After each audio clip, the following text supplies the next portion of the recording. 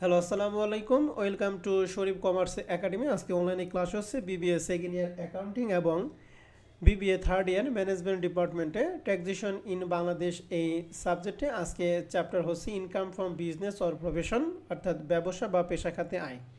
ব্যবসা বা পেশা খাতে আয় আজকে লেকচার হচ্ছে ফুল, অর্থাৎ আজকে আমরা এই চ্যাপ্টারটা শেষ করে দিব। তো ব্যবসা বা পেশা খাতে আয়ে জাতীয় বিশ্ববিদ্যালয়ে যে সিলেবাস দিছে এই সিলেবাস আলোকে টোটাল আমরা একটা ফর্মেটে ভাগ করছি, সেটা হচ্ছে ব্যবসা খাতে আয় নির্ণয় করা। তো এই চ্যাপ্টার থেকে জাতীয় বিশ্ববিদ্যালয়ে 2017 সাল থেকে 2023 সাল পর্যন্ত যে প্রশ্নগুলো আছে তার একটা অ্যানালাইসিস দিয়েছে। দেখতেছি যে এই চ্যাপ্টার থেকে 2017 সালে পার্ট বিতে একটা প্রশ্ন, 2018 সালে কোনো প্রশ্ন হয় নাই, 2019 সালে পার্ট বিতে একটা প্রশ্ন, 2020 সালে পার্ট বিতে একটা, পার্ট সিতে একটা প্রশ্ন, 21 সালে কোনো প্রশ্ন হয় নাই, 22 সালে কোনো প্রশ্ন হয় নাই, 23 সালে কোনো প্রশ্ন হয় নাই। তোমরা পরীক্ষা দিবা 2024 সালে। 2024 সালে এই চ্যাপ্টার থেকে প্রশ্ন হতেও পারে, আবার নাও হতে পারে। এই কথাটা মানে এই না যে এই চ্যাপ্টারটা আমরা বাদ দিব, অবশ্যই আমাদের এই চ্যাপ্টারটা করতে হবে। আমার কথাই ক্লিয়ার সবাই? তাহলে এই অ্যানালাইসিসটা হচ্ছে অ্যাকাউন্টিং ডিপার্টমেন্টের জন্য, আর ম্যানেজমেন্ট ডিপার্টমেন্টে অ্যানালাইসিসটা ম্যানেজমেন্ট ডিপার্টমেন্টে হোয়াটসঅ্যাপ গ্রুপে যে শিট দিব ওই শিটে দিয়ে আছে। হ্যাঁ, তাহলে আসি, তাহলে আমাদের এই চ্যাপ্টারে কিছু বেসিক আলোচনা করব। তোমাদের জন্য আয় বর্ষ কর বর্ষ জানি কত কত একটু বলো তো দেখি। আয় বর্ষ 2023 থেকে 25। গুড, ধন্যবাদ। তাহলে আমরা লাস্ট ক্লাসে পড়ছিলাম কৃষি খাতে আয়। কৃষি খাতে ধারা ছিল কত থেকে কত একটু বলো তো দেখি। 40 থেকে 44। আর আজকে আমরা করব ব্যবসা ও পেশা খাতে আয়, যার ধারা হচ্ছে 45 থেকে 56, মনে থাকবে? জি স্যার। ওকে, তাহলে মনে রাখবেন যে আমরা আজকে সহ আমরা টোটাল 3টা চ্যাপ্টারে পদার্পণ করলাম। প্রথম আমরা করছি হচ্ছে ভাড়া খাতে আয়, যার ধারা ছিল কত থেকে কত? ভাড়া খাতে আয় ছিল হচ্ছে আপনার 35 থেকে 39। 35 থেকে 39। দ্বিতীয়টা আমরা করছি হলো কৃষি খাতে আয়, যার ধারা কত থেকে কত? 40 থেকে 44। আর আজকে আমরা করব ব্যবসা বা পেশা খাত, যার ধারা কত? 45 থেকে 56। ঠিক আছে, আসেন তাহলে আমরা এই চ্যাপ্টারের ক্ষেত্রে বেসিক আলোচনা, কিছুই না, আমাদের জাস্ট বেসিক নিয়ে আমরা অঙ্ক করতে হবে। তো এইটুকু আমাদের পড়ার দরকার নাই, কারণ এটা আমাদের অঙ্ক করার ক্ষেত্রে কোনো কাজে লাগবে না। আমরা সরাসরি একটা অঙ্কে চলে যাই। সবাই একটু মিউট করেন। হ্যাঁ, দেখেন প্রথম যে প্রশ্নটা, সবাই মিউট করবেন, অযথায় জানি মাইক্রোফোন অন না হয়ে থাকে। যদি প্রশ্ন থাকে আপনি 1000 বার প্রশ্ন করেন, কিন্তু মাইক্রোফোন জানি অযথায় অন না হয়ে থাকে। হ্যাঁ, আপনারা সবাই দেখেন তো বেসিক কোশ্চেন 1, এটা কি আমরা সবাই দেখতেছি? জি স্যার। এটা আমরা নিছি হলো কমার্স পাবলিকেশনের বই থেকে। প্রশ্নটা কি আছে আমরা একটু ভালো করে খেয়াল করি। মূলত এই চ্যাপ্টারে 2 রকম অঙ্ক, আমি 2টা বেসিক কোশ্চেন করাবো, বাদ বাকি সবগুলো তোমরা একা একাই পারবা। আসি বেসিক কোশ্চেন 1 নম্বর অঙ্কটা কি বলছে। বলা আছে যে মিস্টার কামাল একটি স্টেশনারি দোকানের মালিক 1/7/2023 তারিখ থেকে 30/6/2024 তারিখ পর্যন্ত তার আয় ব্যয় ছিল নিম্নরূপ। তাহলে এখানে আমাদের আয়ও দিয়ে আছে এবং কি ব্যয়ও দিয়ে আছে। সর্বপ্রথম যেটা দিয়ে আছে সেটা হলো বিক্রয়ের মোট পরিমাণ। তাহলে বিক্রয় এটা কি আয় না ব্যয় বলেন তো দেখি? আয়। আয়। বিক্রিত মালামালের ব্যয়, যেটাকে আমরা বলি cost of goods sold, that means বিক্রিত পণ্যের ব্যয়। তাহলে এটা হচ্ছে ব্যয়। তাহলে আমরা জানি বিক্রয় থেকে বিক্রিত পণ্যের ব্যয় বাদ দিলে কি পাই? মোট আয়। মোট আয় বা মোট লাভ। গুড। এরপরে 3 নম্বরে আছে হচ্ছে কর্মচারীদের বেতন 60,000 টাকা, দোকানের ভাড়া, পরিবহন ও অন্যান্য 1 লাখ টাকা, দোকানের ব্যবহারের জন্য আসবাবপত্র ক্রয়। দেখেন এখানে আমাদের কিন্তু আয় এবং ব্যয় দিয়ে আছে, কিন্তু 5 নম্বর অঙ্কে দিয়ে আছে আসবাবপত্র ক্রয়। এটা কি মুনাফা জাতীয় ব্যয় নাকি মূলধন জাতীয় ব্যয় বলো তো দেখি? মূলধন জাতীয় ব্যয়। মূলধন জাতীয় ব্যয়। মনে রাখবেন ব্যবসা বা পেশা খাতের ক্ষেত্রে মূলধন জাতীয় ব্যয়ের কোনো স্থান নাই। ওকে, মূলধন জাতীয় ব্যয় যদি থাকে তাহলে সেটা আসবে না। আমার কথাই ক্লিয়ার সবাই? জি স্যার, ক্লিয়ার। তবে মূলধন জাতীয় ব্যয়ের যদি অবচয় থাকে তাহলে অবচয়টা অবশ্যই গণনা করতে হবে, মনে থাকবে? জি স্যার। আর 6 নম্বর প্রশ্নে বলছে গত বছরের লোকসান পূরণ ছিল 10,000, অর্থাৎ গত বছরের লোকসান ছিল 10,000 টাকা। তাহলে গত বছরের লোকসানটা মানে ক্ষতি। তাহলে মনে করবেন যে এই বছরে যা মোট লাভ হবে, মনে করে এই বছরে লাভ হয়েছে 15,000 টাকা। তাহলে গত বছরের লোকসান যদি সমন্বয় করি তাহলে 15,000 থেকে আমাদের গত বছরে 10,000 টাকা আমরা যোগ করবো না বিয়োগ করবো? বিয়োগ করব। বিয়োগ করে আমাদের থাকবে কত? 15,000 থেকে 10,000 বাদে থাকবে কত? 5,000। তাহলে অ্যাকচুয়ালি চলতি বছর আমাদের প্রফিট কত টাকা হবে? 5,000 টাকা তাহলে মনে রাখবেন যদি গত বছরে যদি ক্ষতি থাকে তাহলে সেটা বিয়োগ করব, ক্ষতির পরিবর্তে যদি লাভ থাকে তাহলে এটা কি করব বলো দেখি? যোগ করব। যোগ করব। এখন তোমার প্রশ্নে বলছে করণীয় মিস্টার কামাল এর ব্যবসায় খাতে মোট আয় নির্ণয় করো। সিম্পল একটা প্রশ্ন। তা ব্যবসা বা পেশা খাতে আয় নির্ণয় করার জন্য আমাদের অঙ্ক করার জন্য সর্বপ্রথম লিখি করদাতার নাম। করদাতার নাম হলো মিস্টার কামাল। আয় বর্ষ কর বর্ষ তোমাদের জন্য ফিক্সড। কে যেন আনমিউট আছেন মিউট করেন।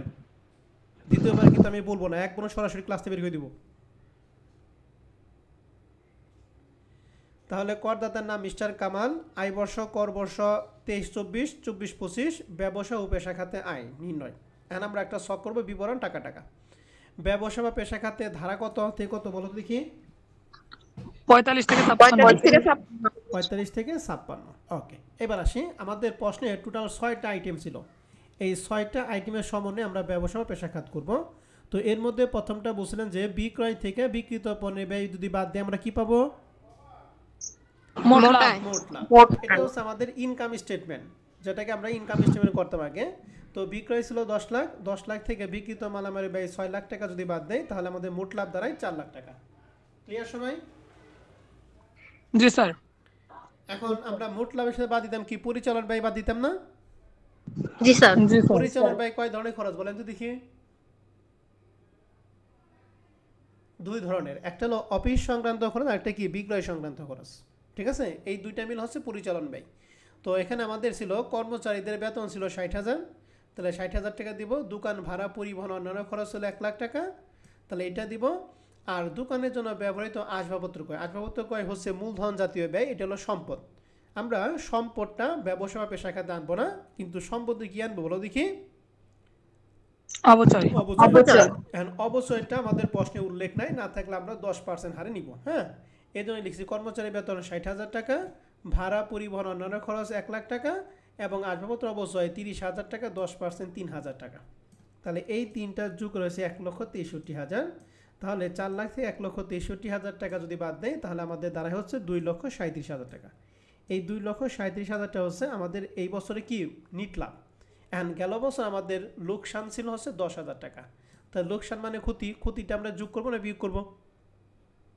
বিয়োগ করব। গত বছরের লোকসান পূরণ 10,000, তাহলে বিয়োগ করে আমাদের ব্যবসা বা পেশা খাতে মোট আয় হয় 2,27,000 টাকা। ঠিক আছে? জি স্যার। ওকে, তাহলে এইটুকু অঙ্ক করলে আপনারা 4 নাম্বার পাবেন। এটা এই চ্যাপ্টারটা মূলত হচ্ছে পার্ট বি এর জন্য। তাহলে আমরা ব্যবসা বা পেশা খাতে আয় নির্ণয় করাটি প্রথম অঙ্কটা বুঝতে পারছি।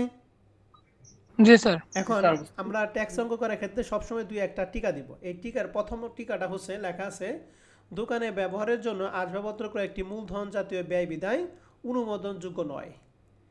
ধরা হয়েছে আসবাবপত্র ক্রয় বছরের শুরুতে ক্রয় করা হয়েছে এবং তৃতীয় তফসিল অনুযায়ী আসবাবপত্রের পর কত পার্সেন্ট অবশ্যই ধরা হলো বলো দেখি? 10%। তাহলে মনে রাখবেন এই যে 10% অবশ্যই ধরবো, এটা কোন কত নাম তফসিল অনুযায়ী? তৃতীয় তফসিল অনুযায়ী। এটাও কিন্তু আপনাকে মনে রাখতে হবে। পার্ট এ প্রশ্ন আসতেও পারে যে আসবাবপত্র যদি 10% অবশ্যই ধরা হয় সেটা কত নং তফসিল অনুযায়ী? তৃতীয় তফসিল। মনে থাকবে? জি স্যার। তাহলে এটা হলো প্রথম নোট, এই নোটটা আপনারা দিবেন। আর 2 নাম্বারটা হচ্ছে গত বছরের লোকসান চলতি বছরের মুনাফার সঙ্গে কি করা হয়েছে বলো দেখি? সমন্বয় করা হয়। তাহলে আমরা এই 2টা নোট দিয়ে অঙ্কটা রেখে আসবো। ঠিক আছে, আমরা 4-এ 4 পাবো ইনশাআল্লাহ। তাহলে প্রথম অঙ্কটা কি আমরা ক্লিয়ার? জি স্যার। এখন এই প্রথম অঙ্কের মতো আমি যদি 2-3টা অঙ্ক দিই আপনারা কি পারবেন? জি স্যার পারবো। দেখি আপনারা কি কি রকম পারেন। দেখেন তো আমরা একটু এক্সারসাইজ চলে যাই। এই দেখেন এক্সারসাইজ প্রবলেম 1 নাম্বার 2020-2015 সাল অ্যাকাউন্টিং, 2020 সাল ম্যানেজমেন্ট, 2020 সাল বিবিএস এর প্রশ্ন। এখানে বিক্রয় দিয়ে আছে 15 লাখ, বিক্রিত মালামাল ব্যয় আছে 9 লাখ। তাহলে এই দুইটার বিয়োগফল কি হবে?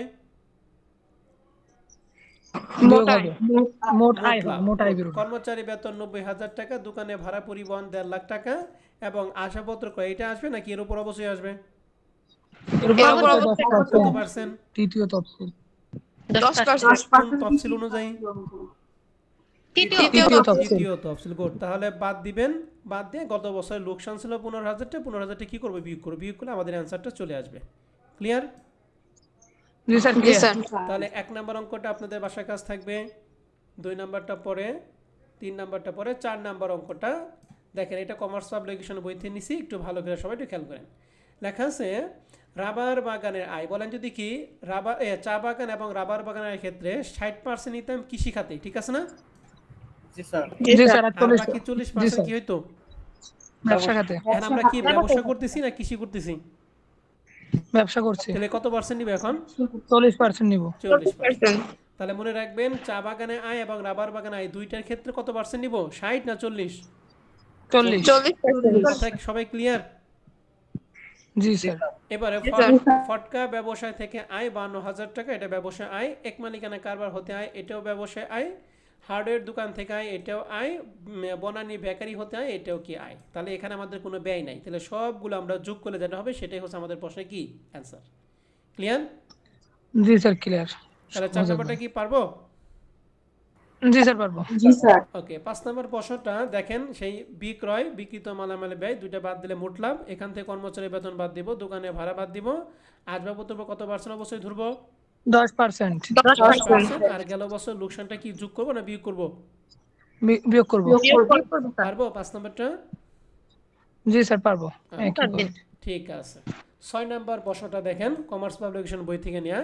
প্রশ্ন লেখা আছে মুদির খানার দোকান থেকে আয়, তাহলে এটা আয়। শেয়ার বেচা কেনা থেকে আয়, এটাও আয়। রাবার বাগান এবং চা বাগান দুইটার ক্ষেত্রে কত কত পার্সেন্ট নিব? 40% নিব আয় 60% না 40%, ঠিক আছে? 40 নিব তাহলে দুইটারই 40%। বেকারি দোকান থেকে আয়, এটাও আয়। আর গেল বছরে লোকসান ছিল, তাহলে এই সবগুলো আয় যোগ করার পরে এই 40,000 কি যোগ করবো না বিয়োগ করবো? বিয়োগ করব কথা কি সবাই ক্লিয়ার? জি পারবো? জি স্যার এবার 7 নাম্বারটা আসেন, এটা কমার্স পাবলিকেশন বই থেকে নিছি। মিষ্টির দোকান থেকে আয় পুরাটাই যাবে। চা ও রাবার বাগানে আয় ক্ষেত্রে কত পার্সেন্ট নিব আমরা? 40% 40%। একটি কম্পিউটার অ্যাক্সেসরি দোকান থেকে আয়, এটা কিন্তু কম্পিউটার ক্রয় করে নাই, ওই দোকান থেকে আয় করছে, তার মানে ব্যবসায় আয়। ইট সিমেন্টের দোকান থেকে আয়, এটাও ব্যবসায়। ফটকা ব্যবসায়, এটাও আয়। গেল বছর ক্ষতি ছিল, ক্ষতিটা কি যোগ করবো না বিয়োগ করবো? বিয়োগ করব তাহলে পারা যাবে?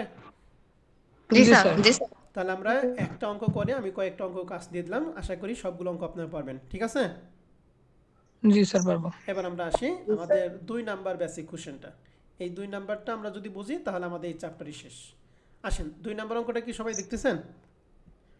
জি স্যার এটা 2017 সালে অ্যাকাউন্টিং ডিপার্টমেন্ট পার্ট বিতে আসছিল। প্রশ্নে বলা আছে যে নিম্নোক্ত প্রাপ্তি ও পরিশোধ হিসাব থেকে জনাব অজয় মিত্রের ব্যবসা ও পেশা খাতে মোট আয় নির্ণয় করো। প্রাপ্তি পরিশোধ হিসাব দিয়ে আছে 30 জুন 2023 সালে সমাপ্ত বছরের জন্য। প্রাপ্তি পাশে আছে জের স্থানান্তর, অর্থাৎ গেল বছরের যেটা ব্যালেন্স সিটি ছিল এই বছরের জন্য সেটা কি ব্যালেন্স বিডি। এই এক কথা, এটা হলো ব্যালেন্স বিডির টাকা। এই ব্যালেন্স বিডির টাকার সাথে গ্রাহকের নিকট থেকে ফ্রি গ্রহণ, লটারি হতে আয়, সম্পত্তি ভাড়া হতে আয় এবং ব্যবসায় মুনাফা। তাহলে টোটাল আমি নগদ টাকা পাইছি, মানে প্রাপ্তি হয়েছে 1,41,000। আর পরিশোধ মানে নগদ টাকা পরিশোধ করা হয়েছে। কর্মচারী বেতন দিছি 24,600, প্রশাসনিক ব্যয় হয়েছে 13,400, আয়কর প্রদান 2,000, মেরামত ব্যয় 3,000, ব্যবসায় ঋণের সুদ 4,000, আসবাবপত্র ক্রয় 23,000 এবং বছর শেষে ব্যালেন্স সিটি আছে 71,000। এটা কীভাবে 1,41,000 থেকে এখান থেকে সবগুলো বাদ দিছি, যেটা থাকে সেটার নাম হচ্ছে কি ব্যালেন্স সিটি। মনে রাখবেন ব্যবসা বা পেশা খাতের ক্ষেত্রে ব্যালেন্স বিডি এবং সিডির কোনো কাজ নাই, মনে থাকবে? জি স্যার তাহলে ব্যালেন্স বিডি এবং ব্যালেন্স সিডির কোনো কাজ আমাদের হবে না। এখন আমাদের বলছে যে এই তথ্যের উপর ভিত্তি করে বলছে ব্যবসা ও পেশা খাতে মোট আয় নির্ণয় করো। তাহলে আমরা প্রথমে লিখছি এখানে করদাতার নাম অজয় মিত্র, আয় বর্ষ কর বর্ষ তোমাদের জন্য ফিক্সড নাকি? এখানে আয় বর্ষ কর বর্ষ এখানে হবে 23, এখানে হচ্ছে 24, এখানে 24 আর কত বলো দেখি 25, ঠিক আছে? 25 জি। এবার ব্যবসা ও পেশা খাতে আয়, ব্যবসা ও পেশা খাতে ধারা মতে কত 45 থেকে কত বলো তো দেখি? 45 থেকে 56 45 থেকে 56। তাহলে আমাদের দেখতে হবে যে প্রথমে আমরা লিখছি পেশা হতে প্রাপ্তি, এরপর লিখছি পেশা সংক্রান্ত কি খরচ। তাহলে পেশা হতে প্রাপ্তি অর্থাৎ ব্যবসা থেকে আয়, আমাদের এখানে কোনটা কোনটা ব্যবসা থেকে আয় আছে, ঠিক আছে? ওইটি আমরা এই আয়ের মধ্যে নিব। তাহলে প্রথমে দেখো জের স্থানান্তর মানে এটা ব্যালেন্স বিডি, ব্যালেন্স বিডি তো কোনো কাজ নাই, ঠিক আছে না? জি স্যার ওকে। এবার আছে গ্রাহকের নিকট থেকে ফ্রি গ্রহণ। গ্রাহকের নিকট থেকে ফ্রি গ্রহণ, ফ্রিটা কি জন্য নেই? ব্যবসার জন্য তো নেই নাকি? জি স্যার। এরপরে আছে লটারি হতে আয়। এই লটারি হতে আয় এটা ব্যবসা না, এটা হচ্ছে অন্যান্য উৎস খাতে আয়। কি বলো দেখি? অন্যান্য উৎস খাতে, অন্যান্য উৎস খাতে। অতএব এটা আমাদের ব্যবসা পেশা খাতে আসবে না।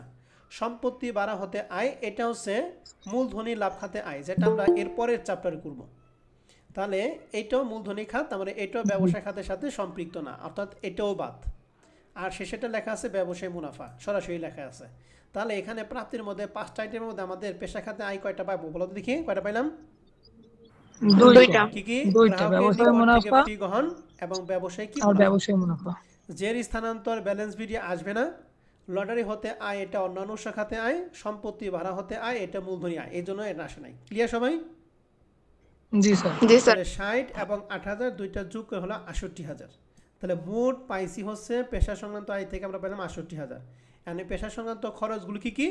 খরচগুলির মধ্যে দেখেন যেগুলা খরচ ব্যবসায় যে খরচ ওগুলো দিতে হবে, কিন্তু ব্যক্তিগত যদি কোনো খরচ থাকে তাহলে সেটা কিন্তু আর এখানে আসবে না। ঠিক আছে? যেমন কর্মচারীদের বেতন, এটা কিন্তু ব্যবসায় খরচ। ঠিক আছে? জি স্যার। প্রশাসনিক ব্যয় এটা ব্যবসায় খরচ। আয়কর প্রদান, আয়কর কাকে বলে বলো দেখে? আয়ের উপর যে কর দেওয়া হয়।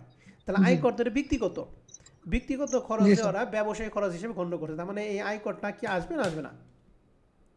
আসবে না। মনে রাখবেন আয়করটা হচ্ছে আয়ের উপর যে কর দেওয়া হয়, এটা ব্যক্তিগত, অতএব এটা এখানে আর আসতেছে না। হ্যাঁ, এরপরে মেরামত ব্যয় আছে 3000, এটা ব্যবসা ব্যয়। এরপরে ব্যবসায়ের জন্য ঋণের সুদ আছে 4000 টাকা, এই ব্যবসায়ের জন্য ঋণের সুদ 4000। এরপরে আছে কি আসবাবপত্র ক্রয়। আসবাবপত্র ক্রয় কি মুনাফা নাকি মূলধন জাতীয়? মূলধন জাতীয়, কিন্তু এটা এখানে আসে না, এর উপর 10% অবশ্যই দিতে আছে। হবে। অবশ্যই আসবে। অবশ্যই আছে। তাহলে 23,000 নিব আমরা, বলো দেখি।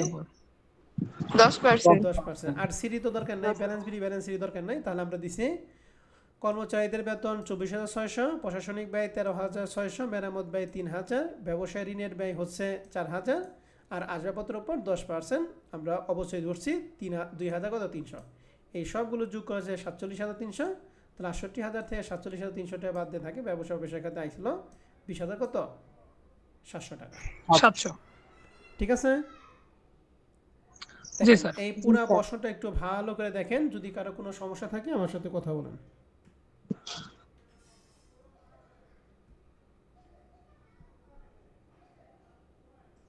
আমার সমস্যা নেই স্যার। অন্যদের কারো কোনো প্রশ্ন আছে? না স্যার। তাহলে মনে রাখেন, আমি আবার বলতেছি, লটারি হতে আয় এটা আসলো না কেন? এটা অন্যান্য খাতে আয়। সম্পত্তি ভাড়া হতে আয় এটা আসলো না কেন? এটা মানে কি মূলধনী খাতে আয়। মূলধনী আমরা এর পরের চ্যাপ্টারে করব, অর্থাৎ নেক্সট ক্লাসে আমরা এটা করব। আর এই পাশ থেকে আসে না আয়কর। আয়করটা কেন আসে না? এটা ব্যক্তিগত খরচ। ঠিক আছে? জি স্যার। মনে থাকবে তো? জি স্যার থাকবে। ওকে, তাহলে এই রিলেটেড আমাদের মনে 2-1টা অঙ্ক আছে, একটু দেখি। যেমন প্রবলেম 2 নাম্বার, এটা 2019 সালে অ্যাকাউন্টিং আসছিল। তাহলে এখানে আমাদের এই ব্যালেন্স বিডি আর এই পাশে ব্যালেন্স সিডি, এই দুইটার কোনো কাজ নাই। ঠিক আছে? জি স্যার। তাহলে পেশা সংক্রান্ত প্রাপ্তি থেকে আমরা কি এখানে কয়টা দিব বলো তো দেখি? 4টার মধ্যে গ্রাহকের নিকট হতে ফি গ্রহণ আর ব্যবসায় মুনাফা, দুটো। ব্যবসায় মুনাফা। লটারি আসবে না, অন্যান্য সম্পত্তি ভাড়া এটা আসবে আর না, এই সাইড থেকে যাবে আর এখান থেকে আসবে না কোনটা কোনটা? আয়কর প্রদান। আয়কর প্রদান, তারপর হচ্ছে আপনার আসবাবপত্র ক্রয়ের উপর 10% ধরতে হবে, আসবে 10%। ওকে, আসবাবপত্র কয়টা আসবে না, কিন্তু এর উপর আমরা কয় পার্সেন্ট অবশ্যই ধরবো? 10%। এই পারবেন তাহলে? জি স্যার। জি স্যার পারবো। সহজ না? জি স্যার। অবশ্যই সহজ। এবার 3 নাম্বারটা দেখেন, এটা 2018 সালে ম্যানেজমেন্টের প্রশ্ন। তাহলে এই ব্যালেন্স বিডি ব্যালেন্স সিডি কোনো দরকার নাই। ঠিক আছে? তাহলে এখানে আসবে কয়টা? দুইটা আসবে, গ্রাহকের নিকট হতে ফি গ্রহণ আর ব্যবসায় মুনাফা। আর এই পরিসীমার মধ্যে আসবে না এখান থেকে আয়কর প্রদান আসবে না, তারপর আসবাবপত্র ক্রয় আসবে না, এর উপর 10% আসবে। এই তো। ঠিক আছে? পারবো তাহলে? জি স্যার। আর তাহলে 3 নাম্বার গেল, আর 4, 5, 6 এগুলো আগে পড়ানো হয়েছে। ঠিক আছে? এই টোটাল এই 7টা অঙ্ক হচ্ছে ব্যবসা পেশা খাত থেকে আমরা এখান থেকে করব।